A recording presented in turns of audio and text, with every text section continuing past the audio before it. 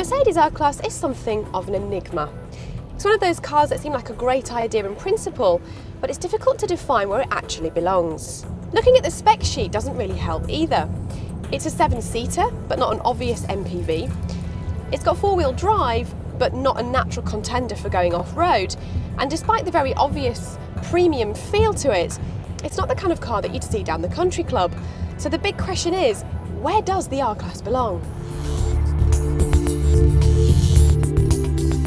The best way to look at it is as an alternative form to luxury family transport, more of a premium upgrade for the whole family rather than just a luxury ticket for two.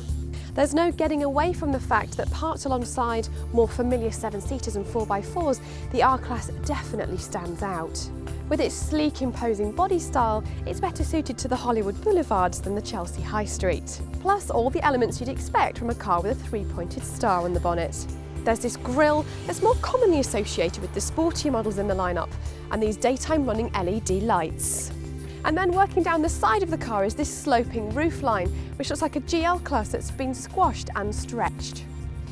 And it's this long body that makes the R-Class such a hit with the well-heeled families, because there's enough space for 7 to stretch out in luxurious comfort.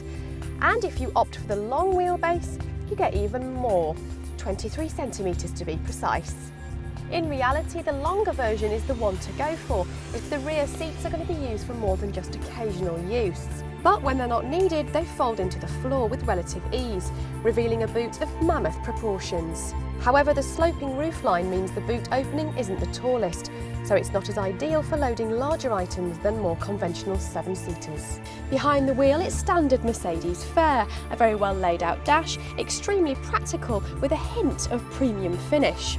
With no shortage of extras to make that journey from A to B just that bit more comfortable. Extras like electrically adjustable heated and ventilated seats, with electrically adjustable lumbar supports, dual zone climate control, and somewhere to plug your MP3 player.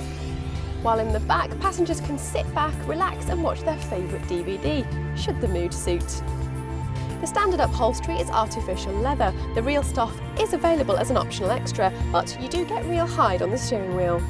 Elsewhere, all models get privacy glass, front fog lamps and fibre optic tail lamps. Not exactly your standard MPV. The engine lineup is simple, a choice of 2 3-litre diesels with either 190 brake horsepower or 224. Both with the 7G-tronic 7-speed automatic transmission, which is both effortless at speeds or just pootling around town. Both cars are smooth, refined and respectably economical considering the size and weight of the car.